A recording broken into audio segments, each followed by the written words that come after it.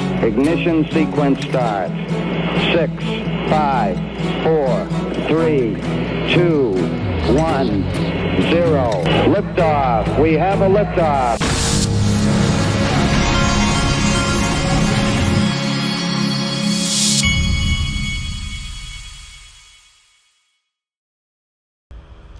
Hey everybody, this is the Digital Asset Investor, and if you hear that sound, you just need to think of Johnny from the UK, because he gave me this, and I've learned how to flip this Zippo lighter. It only took me a few days. He knew I had a nervous habit, and here I am with it. And I haven't forgotten about people that wanted me to mention them that I met in XRP Las Vegas. I'm a little behind, but I'll catch up. Want you to see this clip. I was watching this morning, the end of money as we know it. If you want to understand why they don't want you in physical gold, why they don't want you to have a non-custodial crypto wallet. By the way, I bought more. I almost backed the truck up yesterday on XRP. I bought more yesterday. And I'm staring at buying some physical gold from my sponsor, Miles Franklin, here next. If you want to buy from Miles Franklin, go to milesfranklin.com. Links in the top of the description. You click on sign up here, and then you put referral code DAI Gold. Now watch this. But on March 11th, that Band-Aid was pulled off. There's still this gaping wound there of undercapitalized banks all over the country. And so now, just a couple of weeks ago, the first bank of 2024, just like we predicted, went belly up. Republic First in Philadelphia. Now, to me, this is the beginning of the next contagion of bank runs, Alex, because why did they go into FDIC receivership? Because there was no more federal funding, no more stimulus money to bail them out, because that expired on March 11th. So here's the problem with that bank. The problem with that bank is if you look at the numbers, it's really scary for people that have means to have money in the banks, because FDIC bailed out $667 million. That would be everybody who had zero in their account up to $250,000. Remember, over $250,000 FDIC insurance isn't there. It's only up to $250,000. So if you look at the balance sheet of this bank, $6 billion in assets, $4 billion in deposits, $667 million was FDIC. It's like, $4 billion in deposits minus the 667. Alex, that's $3.3 billion of people's deposits that went just vaporized. It's gone, right? And so that's now, beyond a bail-in where they just give you a haircut and take 20-30%. They've done that in Europe, Cyprus and other areas. And last time you were on, I played from a year ago the FDIC corporate board meeting, and that is government, saying we got to hide this from the public, but they're coming soon. Now it's here. So that's what I called my family in the last month, because I don't have any money because the enemy's attacked me, and that's fine. And I don't care. But I called my family, and I said, I called cousins, you name it. I said, you better call Dr. Kirk Elliott. You better get silver, and you better get gold. You better understand that this is all going down. And they go, well, what percentage should I put in? And I said, I'm not going to tell you what to do. I'm not an economist, but I would put 30% of liquid assets into silver, and then some into gold. Do you think that was good advice? Oh, amazing advice, because we have to get out of this failing system.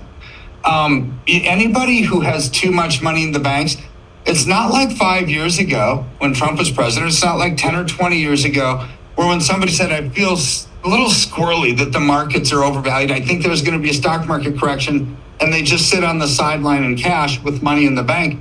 That wouldn't have been an appropriate thing to do back then. Not today. Why? Because look what happened to the economy when those 5 banks failed. 5. Now, that article that I sent you, there's over 280 banks in America. Hundreds. And stop. Does I interrupt you again? So I have to fix my interruption. I interrupted when you explained, with this new big bank that went under, they just took a bunch of people's deposits, and it's not even in the news. So that's a big story in and of itself, that you just don't get your money back, as you predicted months ago. That is bombshell. Go back to that, and then go back to where you were when I interrupted again. Well, absolute bombshell, because if you've got $3.3 billion that wasn't insured, only 667 million was, who are those people? They're wealthy people that have over 250,000 in the bank, possibly commercial real estate, companies. See, once people start figuring out, it's like, oh my word, my money isn't there. It evaporated, it's gone. I didn't have FDIC coverage on that. This is the spark that could cause a run on the banks.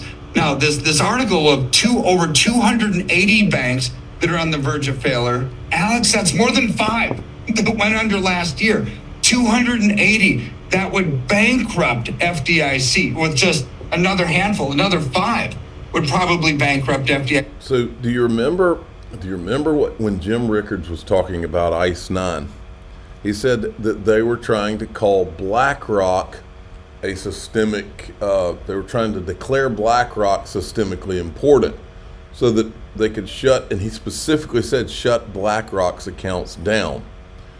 Well, look what Senator Warren's doing. She's trying to shut down non-custodial wallets. In other words, shut down all the non-custodial wallets. She's got her toady Gary going after all, suing all of everybody from Robinhood to Kraken to Coinbase, okay?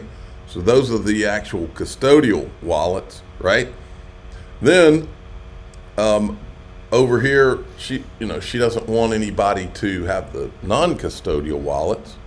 Gary's taking care of that business. Meanwhile, BlackRock is opening up ETFs, so that it's almost like they're trying to create this scenario where the only safe crypto money or perceived safe crypto money is with BlackRock and these ETFs, which can be controlled, right?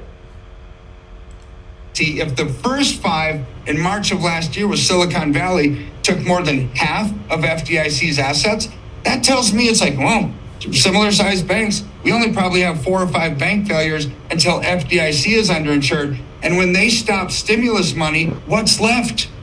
This is why I think bank runs are coming. It's like the end of money as we know it could be later this year. Wow. So, or it might be in 2025. But Alex, so economist warns the end of money as we know it over. Central banks conducting coup against Earth, coup against humanity. So now, I want to go through some other things here. Let me see here. All right, where was I? Tether audit anyone? Brings me to crypto. He's talking to John Reed Stark, who did block me. He was offended by me uncovering ETHgate, I think. You mentioned in your testimony that crypto has evolved into a killer app for criminals. I don't think you said it's evolved into a killer app for investors. I've got some similar concerns, especially with respect to Tether and some of the reports that, as a stablecoin, it's helping to fund Russia's war machine. The overwhelming majority of the crypto funding that Hamas has used has been through Tether and the Tron network. I wonder if you'd comment on how you would suggest we address Tether, and then specifically how we should think about anti-money laundering provisions and mixers in any stablecoin legislation. I think you raise a great point about Tether, and you talk about it in the context of audits. You mentioned how important audits are when it comes to any sort of investment. And when you ask the question, would you ever invest in a company that was being audited by an auditor I'd never heard of, or wasn't, or was somehow not a great auditing firm? Of course I wouldn't. And that's exponentially true for Tether. Tether claims to have some sort of audit, but it's essentially a satellite snapshot of a days of its events. What is so hard about auditing Tether that they can't? And this is a critical part of every single crypto investment. Operation. They're not. And they've been saying for years we're going to get an audit, but they haven't. I think they're using Tether to help give the appearance of a healthy treasury market. That's what I think it's for. Jeremy Hogan, the Ripple versus SEC briefs are finished, and I think the SEC went out with a whimper. It didn't even try to attack ODL sales, just noting that Ripple was trying to relitigate the issue, which it is, and it brought nothing new on damages, just waiting for the judge now. Stuart Alderati says more the same from the SEC, failing to faithfully apply the law and trying to pull the wool over the judge's eyes. The good news is that we are closer than ever to putting this lawsuit behind us. Though unfortunately many are just starting the journey, we trust the court will approach the remedies phase fairly, and just when you think SEC can't sink any lower, if you're a financial regulator outside the U.S. and have done the hard work of establishing comprehensive crypto licensing frameworks, know the SEC has no respect for you and thinks you are handling the equivalent of, where lost my place here, and handing out the equivalent of fishing licenses. Unbelievable. Linda P. Jones decided that she wanted to get the ire of the crypto police on her this morning. Why is XRP's price so low? Important update from XRP Las Vegas. I was sitting here going through this thread reader. I don't even know how to use this, but I'm trying my best. One from Linda P. Jones. We had a fabulous time at XRP Las Vegas. Let me share some important timely information. DAI and XRP Snakey showed us a clip of Greg Kidd. See clip in the tweet below. That was the one where he's talking about the US dollar, saying one of the most powerful quotes of the event, traveling on things like the XRP ledger, this dollar could be the currency of the world.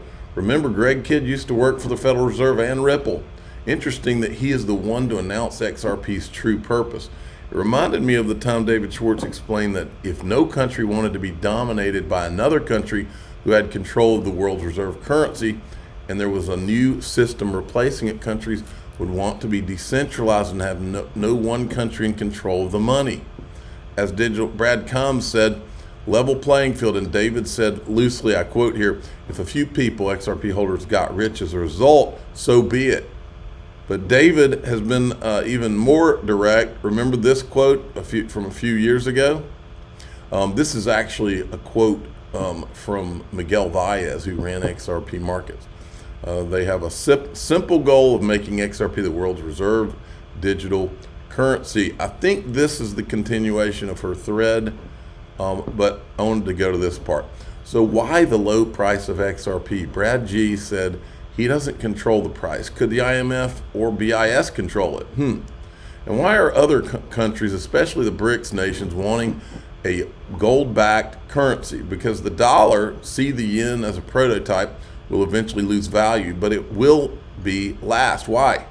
Once other countries such as Zimbabwe have rebooted their currencies with physical assets, commodities backing them, then the U.S. world reserve currency will be forced to go asset backed. Makes sense? So yes, XRP's price is currently low and may be last, but soon the case may be settled. Stablecoin legislation will pass this year, then crypto legislation in 2025, and there will be no looking back. I like the sound of all of that from Linda Jones. Now, check this out. So this is in the recent briefs, I guess, going back and forth. This is from the SEC. This is what they said. Ripple's primary business continues to be, as it has been in 2013, unregistered sales of XRP. It also plans to issue a new unregistered crypto asset. So Gary is inferring that XRP, or that the stablecoin they'll issue is a security.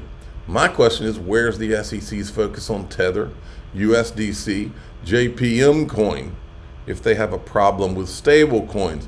Well, Brad Garlinghouse, this is from, I guess, a year or two ago, from Bond Crypt. Listen to what he says. This explains a lot. 5 years from now, are you able to exist in a world where the JPM coin exists and other banks have their own forms of cryptocurrencies? Look, the JPM coin, I think, actually, in many ways, has been great for the industry because, someone who not that long ago was saying Bitcoin's a fraud is now leaning in, and it was a macro good thing for the industry and bringing credibility. I'll give it a thumbs up. The JPM coin, though, if you really think about it, and there's a lot of banks represented in this room, is Wells Fargo going to use the JPM coin? Probably not. Is B of A going to use the JPM coin? Probably not. And so are we all going to have a Wells Fargo coin and a B of A coin? And now what about the interoperability between these coins? The other thing that makes no sense to me, in order to get a JPM coin, you deposit $1 in a JPM account. So it's one-to-one backed in dollars, and you can only use it intra JPM's ledger. Why didn't I just use $1? I actually don't understand what problem that was solving. Did he just tell us that the banks are going to use the Ripple stablecoin? I'm going to go through in the group. So I'm going to finalize some stories and some things that happened at XRP Las Vegas, and I'll go over them in DAIXRP.com, and I'll also share with you what I asked Greg Kidd a question about the Ripple stablecoin. Okay, and it has to do with what I just showed you, and I'm going to tell you in the group what he said. I'm the digital asset investor. I'm not an investment advisor. This is for entertainment purposes only. Please subscribe, hit the like button, tell your friends and family. But away we go.